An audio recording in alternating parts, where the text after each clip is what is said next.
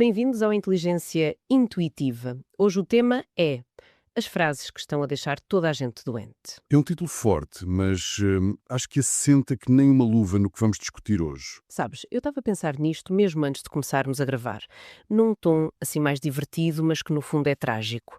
Nós nunca tivemos tantos retiros espirituais, não é? Tantos coaches, tantos livros de autoajuda e aquelas frases de amor próprio estampadas em fundos bejos no Instagram. Sim, aquela estética super minimalista. Exato, protege a tua energia e coisas do género. Mas o paradoxo é este. Se estamos tão focados na cura, se nunca falamos tanto sobre limites pessoais, como é que quem nos ouve provavelmente se sente ou conhece quem se sinta mais exausto, ansioso, isolado do que nunca? Pois, a conta não bate certo de todo, Não bate. E a nossa missão hoje é investigar exatamente isto. nem mais. Então, o que fizemos foi substituir os mandamentos antigos por influenciadores de bem-estar.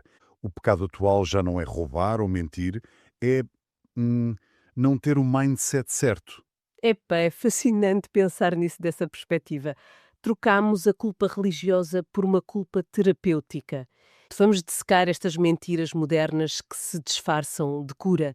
Ok, vamos desconstruir isto, a começar pela primeira frase, a mais emblemática de todas: ama-te a ti próprio. O grande pilar de tudo, não é? À primeira vista é uma máxima inatacável. Sim, ninguém defende que nos devemos odiar. Claro que não. Mas o problema é como mercantilizamos isto. Epá, eu tenho uma dificuldade imensa com a aplicação prática do conceito. Imagina isto, é como se alguém chegasse ao hospital com um osso partido, exposto. O médico não é má pessoa e diz tipo, olha, faz lá a skincare, acende umas velas, cura a tua tíbia e depois volta aqui. Seria ridículo, pois. Mas na esfera emocional fazemos exatamente isto. A minha questão é, não estaríamos a transformar o amor próprio numa performance narcisista só para evitar lidar com a frustração? É exatamente isso. E repara, exigir isso a alguém que está ferido é ignorar por completo a biologia da emoção. Porque o amor não nasce no vazio. Se formos olhar para a psicologia do desenvolvimento, um bebê não aprende a amar-se sozinho. Pois não, tem os pais. Exato. O cérebro de um recém-nascido não tem a arquitetura para gerar valor do nada.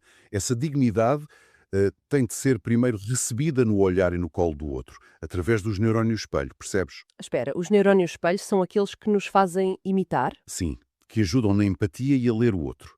Quando um bebê chora e é confortado, o sistema nervoso dele codifica: ok, o meu desconforto importa, logo eu tenho valor. Uau! Então o amor próprio na idade adulta é só o reflexo de já termos sido amados? Nem mais. E por isso é que exigir a alguém com traumas de abandono que simplesmente se ame é de uma crueldade atroz, é humilhante. O verdadeiro amor próprio não faz barulho, nem precisa de ser anunciado. Não é cortar laços com as pessoas à mínima fricção. E isso leva-nos a uma transição inevitável. Porque se este falso amor próprio nos isola numa redoma de vidro, como é que lidamos com as tragédias que furam essa redoma? Através daquelas frases que tentam organizar o caos. Tudo acontece por uma razão. Ou o universo devolve. Há o clássico conforto ilusório. Sim, mas aqui tenho de fazer de advogada do diabo. Mas atenção, acreditar que existe uma justiça cósmica não é reconfortante para quem está a sofrer. Não ajuda a suportar a dor nos primeiros dias. Isto levanta uma questão importante. Ajuda sim. A nossa mente tem uma aversão evolutiva enorme ao acaso. O problema é a violência escondida nisso, a longo prazo. Romantizar o sofrimento, queres tu dizer? Exatamente. Se tudo tem uma razão, transformamos cada desgraça numa lição espiritual. Mas a verdade nua e crua é que nem todas as quedas são convites para aprender. Às vezes, caímos porque o chão partiu. E ponto. E pior ainda, isto introduz a ideia de que o universo funciona como uma máquina moral ou uma caixa multibanco emocional, o que gera uma suspeita espiritual horrível. Deixa-me adivinhar. A pessoa começa a achar que teve culpa. Nem mais. Quem sofre começa a sentir-se culpado por ter atraído ou, entre aspas, vibrado essa mesma dor. Pensa, o que é que eu fiz de errado nas minhas vidas passadas ou no meu mindset para merecer isto? E quando a pessoa acredita que atrai tudo o que lhe acontece, o próximo passo lógico é cair de cabeça na armadilha da hiperresponsabilização. A frase "tu crias a tua realidade" e a versão de escritório que é "tudo depende do mindset", O delírio da omnipotência moderna. sim, Eu tenho uma analogia para isto. É como estarmos na margem de um rio a ver alguém num barco a afundar-se porque tem um buraco gigante no casco. E nós gritamos: o problema não é o buraco, é não estares a remar com atitude positiva suficiente.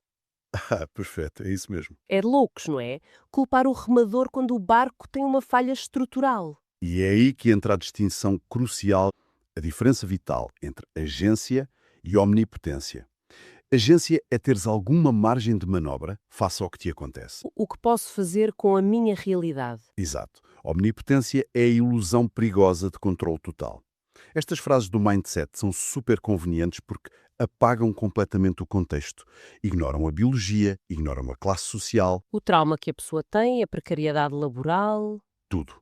Fica tudo reduzido à atitude. E nota como até o próprio descanso foi capturado por esta produtividade. É verdade. Dormir agora é para otimizar o dia seguinte. Meditamos apenas para render mais.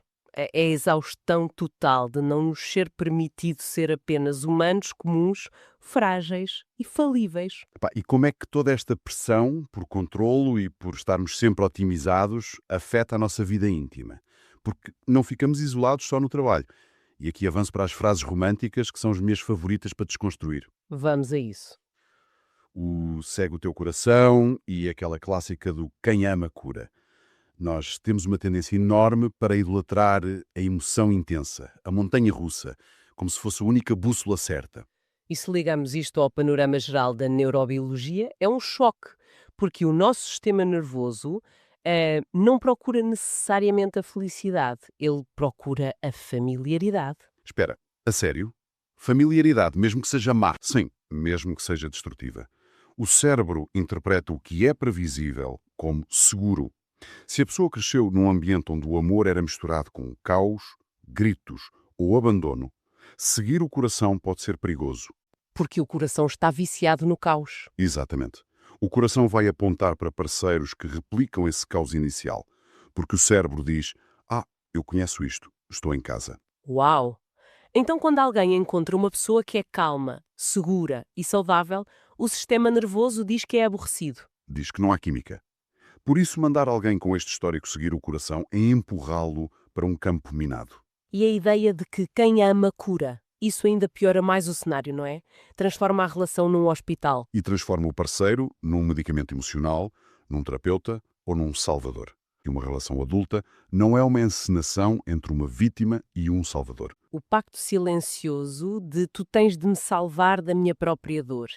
E se não o fazes, falhaste. Pois, e isso gera um ressentimento brutal, porque às vezes amar é precisamente aceitar que não podemos curar o outro. Podemos estar lá, segurar a mão, mas a cura é um processo interno intransmissível. Então, e chegando a este ponto da conversa, o que é que isto tudo significa?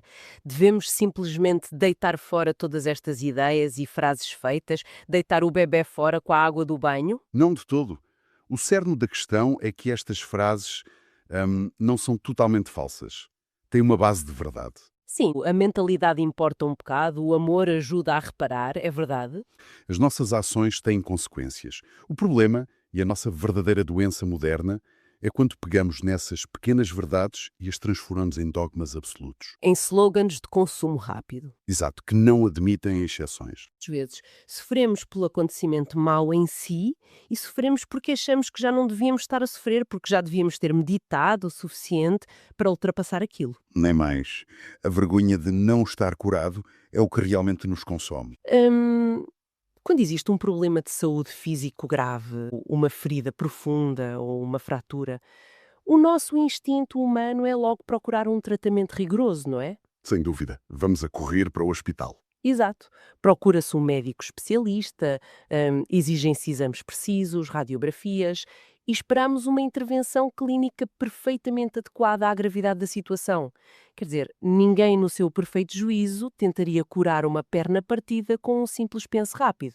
Mas depois, se olharmos com atenção para a forma como lidamos com as feridas emocionais e psicológicas na nossa sociedade atual, o cenário é completamente bizarro. É um contraste absurdo. É mesmo. É como se coletivamente estivéssemos a tentar curar infecções profundas da psique apenas a colar pensos rápidos com frases motivacionais impressas por cima. E o penso tem cores pastel lindíssimas, tem uma tipografia muito elegante, fica super bem nas redes sociais, mas Mas a ferida continua lá. exatamente, a ferida continua lá, escondida, a piorar silenciosamente por baixo de todo aquele positivismo. E essa imagem ilustra na perfeição o atual paradigma do desenvolvimento pessoal. Vivemos num absoluto caos de diagnóstico emocional que é constantemente mascarado de iluminação espiritual. A dor humana tornou-se algo a ser embrulhado numa estética de positividade muito rápida. E baseia-se numa contradição brutal que, pá, todos nós já devemos ter notado. Nunca em toda a história da humanidade tivemos tanto acesso a discursos sobre cura, amor próprio, limites emocionais e saúde mental.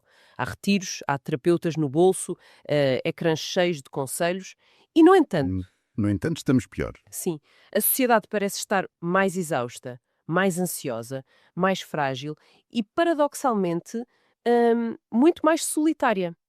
Como é que certas frases desenhadas para nos libertar sofreram uma mutação e se transformaram em dogmas perigosos que nos adoecem?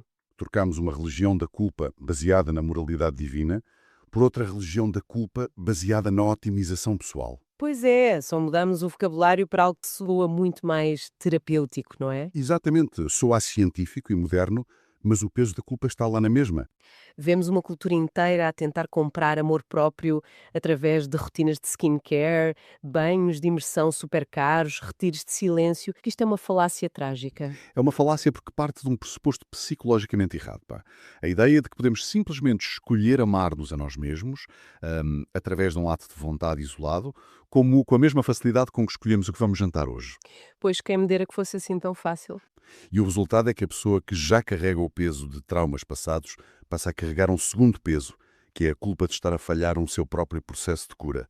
Sente-se duplamente defeituosa porque não consegue amar-se daquela forma fotogénica que a internet lhe atira à cara todos os dias. Muito do comportamento que hoje nós rotulamos orgulhosamente de amor próprio é, na verdade, medo puro. Pois é. Vemos esta tendência enorme de cortar relações ao mínimo atrito, não é? Bloquear pessoas nas redes sociais ao primeiro desentendimento, sempre justificado com aquelas frases feitas: estou a proteger a minha energia ou estou a impor os meus limites. É uma intolerância clínica à frustração. E este levanta uma questão importante, não é? O que é que estamos realmente a proteger quando nos isolamos dessa forma? Pois, Estamos a proteger a nossa paz ou estamos a proteger o nosso ego da complexidade que é lidar com a falha do outro?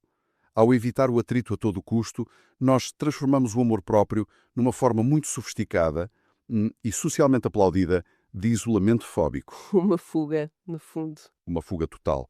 O verdadeiro amor próprio é muito menos barulhento. Não é uma idolatria narcísica onde o eu está sempre num trono intocável e os outros são meros figurantes descartáveis. Uma simplicidade interior, uma aceitação quieta e realista. É a capacidade de observar a própria existência e concluir algo como tenho valor. É pensar, não sou o centro da galáxia, nem sou um ser divino impecável, mas também não sou lixo. Sou apenas maravilhosamente humano. É uma paz que não precisa de ser vigiada histericamente nem anunciada com dezenas de hashtags nas publicações. É fascinante pensar como distorcemos isso num espaço de tão pouco tempo. Mas avançando, porque a lógica da nossa sociedade é implacável. Se este recolhimento absoluto para dentro de nós próprios falha redondamente em proteger-nos da dor inevitável do mundo, o nosso instinto não é aceitar a falha. Claro que não. É procurar outra cura mágica. É procurar o próximo pense rápido. E é aqui que entramos num território muito sensível, que é a nossa obsessão com a narrativa e o sentido das coisas. Aquelas frases como tudo acontece por uma razão, ou a ideia super popular de que nós criamos a nossa própria realidade. O que é que está a acontecer no nosso cérebro quando nos agarramos assim tão desesperadamente a estas ideias? O que está a acontecer é uma aversão profunda e primitiva ao absurdo e ao caos. O ser humano lida terrivelmente mal com o acaso e com a impotência.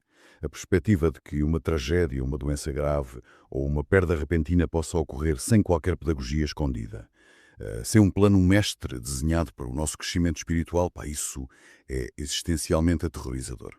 Pois tira-nos o chão completamente. Totalmente. A nossa mente procura padrões para sobreviver.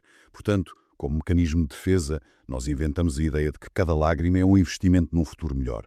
Romantizamos o sofrimento ao extremo e transformamos a dor numa espécie de exame de admissão para um nível espiritual superior. Eu confesso que compreendo bem o apelo dessa ideia. Parece uma manta quente que nós colocamos sobre o frio gelado da incerteza, mas um reverso da medalha que é muito obscuro. E perigoso. Sim, porque se tudo acontece por uma razão, se nós atraímos tudo com a nossa mente, então estamos perante uma culpabilização sutil, mas letal da própria vítima. É o famoso "o que é que eu atraí?". Exatamente. Alguém que sofreu um acidente ou um trauma violento começa a fazer um interrogatório a si próprio. Espera aí, que vibração negativa é que eu emiti para merecer que isto me acontecesse? Acreditar que criamos a nossa realidade não tem um propósito útil, não nos devolve um sentido de agência que nos tira da passividade absoluta.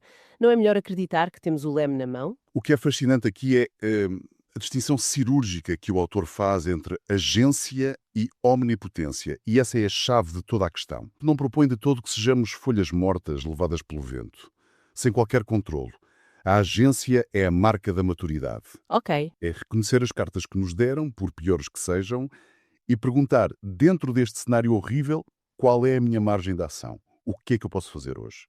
Isso é super saudável. O que é tóxico e que o discurso moderno vende como água é a omnipotência. Que é achar que controlamos tudo. Exato. A omnipotência é o delírio de que a nossa mente controla absolutamente tudo. Que podemos manifestar a cura de uma doença celular grave apenas com pensamentos positivos e post-its no espelho. E isso rapidamente se torna perigoso a nível social, não é? Porque se ignoramos o contexto, acabamos a ignorar a realidade palpável das outras pessoas. Perfeitamente.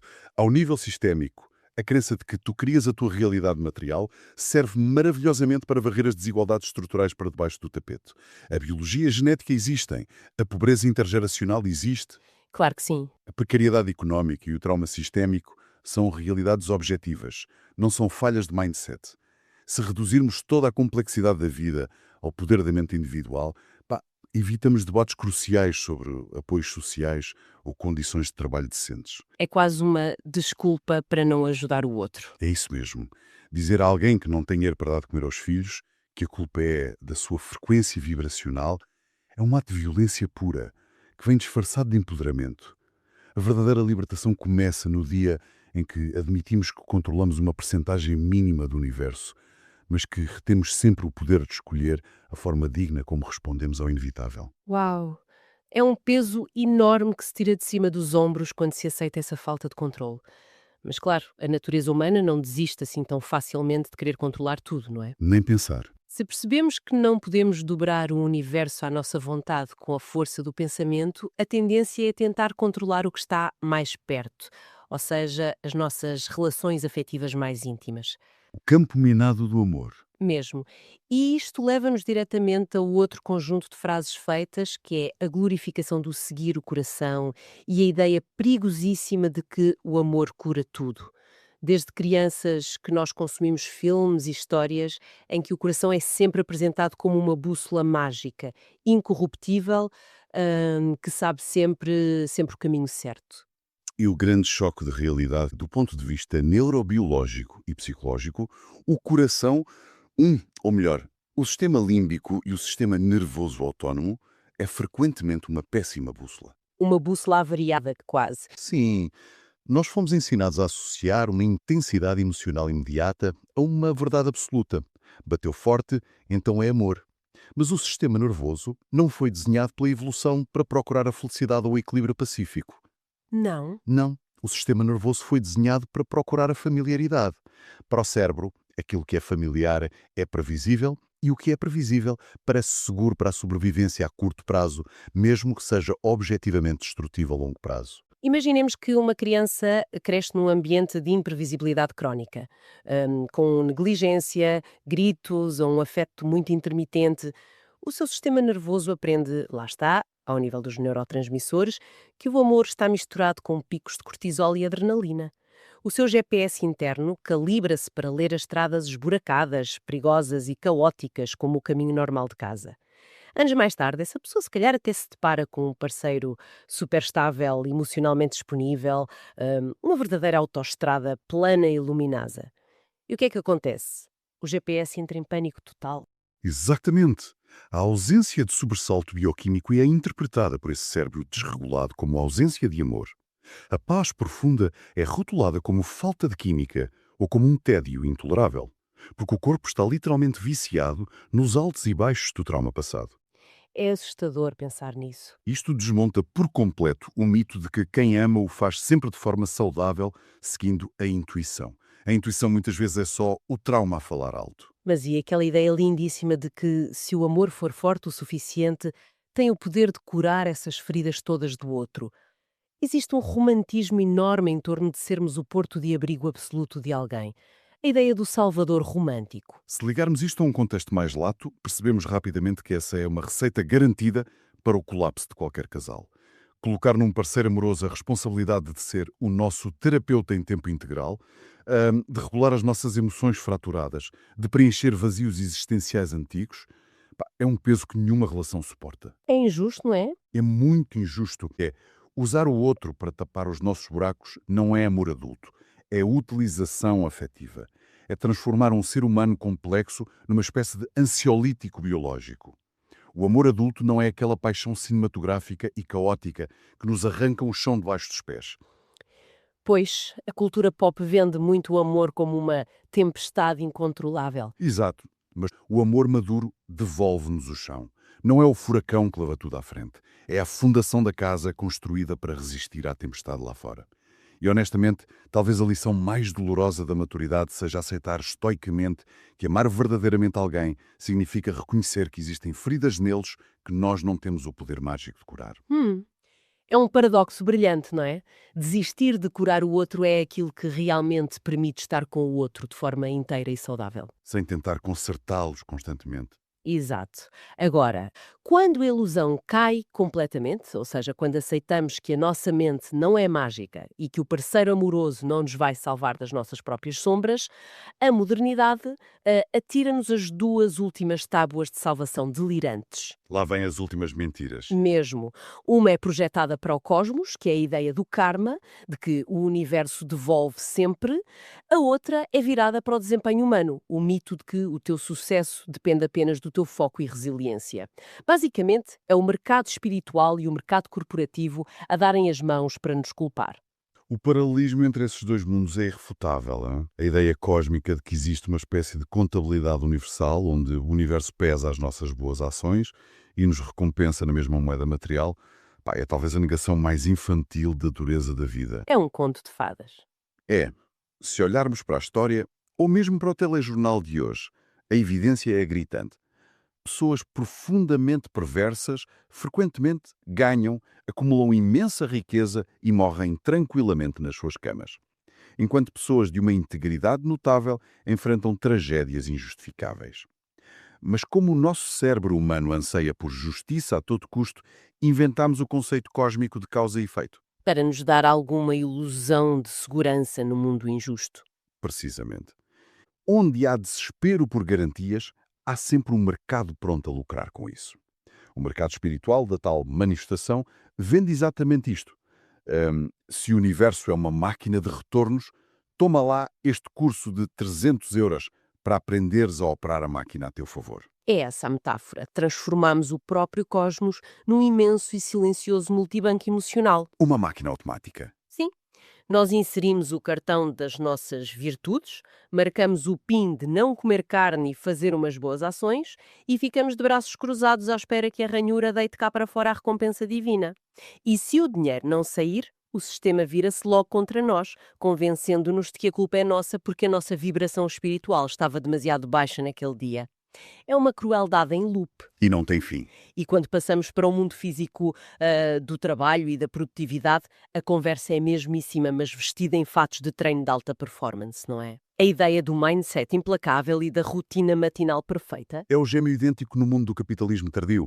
A tirania de que o sucesso mental e financeiro requer acordar às 5 da manhã, tomar banhos de gelo, ler um livro por semana e nunca vacilar no otimismo. Os tais vídeos dos bilionários no TikTok. Parece ilusão apontando para a realidade sociológica crua.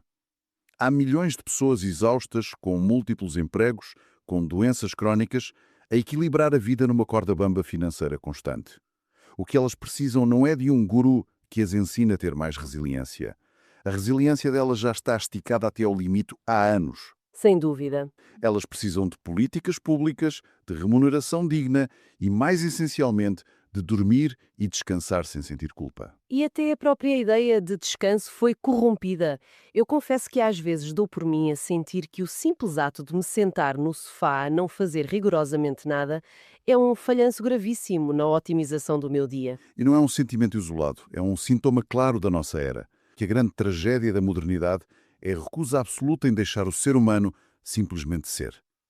Capturamos a inatividade. Como assim capturamos? Apenas o estritamente necessário para garantir que o nosso cérebro tenha o retorno sobre o investimento necessário para ser hiperprodutivo na manhã seguinte.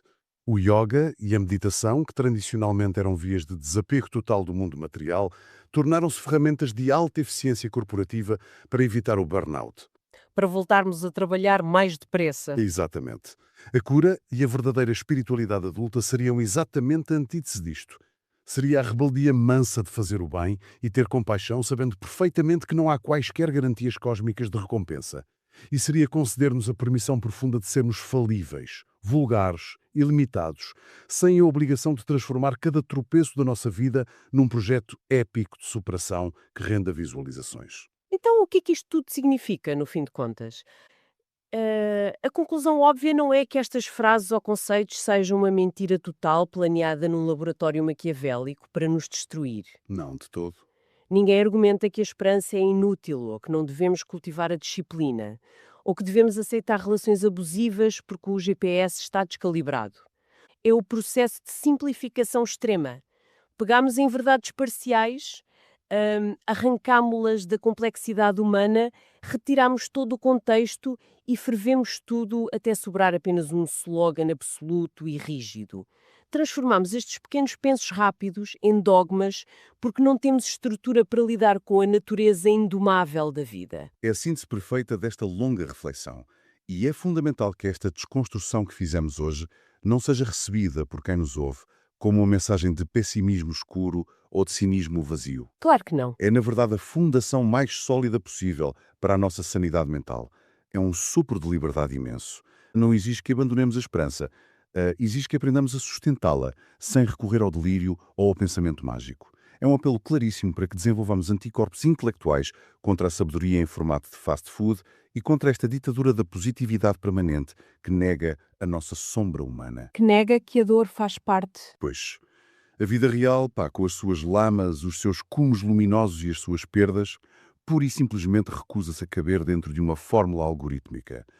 A alma de um ser humano é demasiado densa, misteriosa e vasta para ser reduzida a uma frase feita na internet. E é com esse convite belíssimo ao regresso da complexidade profunda que encerramos a nossa análise de hoje. Mas antes de irmos, fica um pequeno exercício mental, um pensamento provocador para quem nos está a ouvir deixar assentar durante o resto do dia. Imaginemos o cenário em que qualquer um de nós decidia deliberadamente acordar amanhã e arrancar todas as camadas destes pensos rápidos. Imaginemos que abandonávamos totalmente o uso dos slogans motivacionais, reconfortantes, que atiramos como escudos sempre que a vida se mostra caótica ou insondável. Se ficássemos apenas conosco próprios e com o silêncio da realidade pura e dura. Que verdades desconfortáveis sobre as nossas escolhas e os nossos limites, ou, surpreendentemente, que peso esmagador seria finalmente retirado dos nossos ombros, nos veríamos forçados a encarar no reflexo do espelho.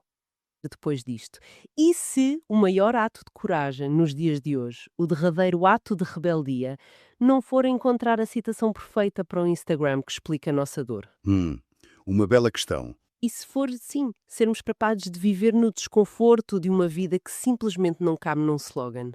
A complexidade assusta, não há dúvida, mas talvez seja o único lugar onde a verdadeira liberdade existe. Uma reflexão perfeita para fecharmos esta nossa análise. Bem, chegamos ao fim, espero que tenham gostado, obrigado por estarem aí, não se esqueçam de seguir o canal, isso é mesmo importante para nós, até breve.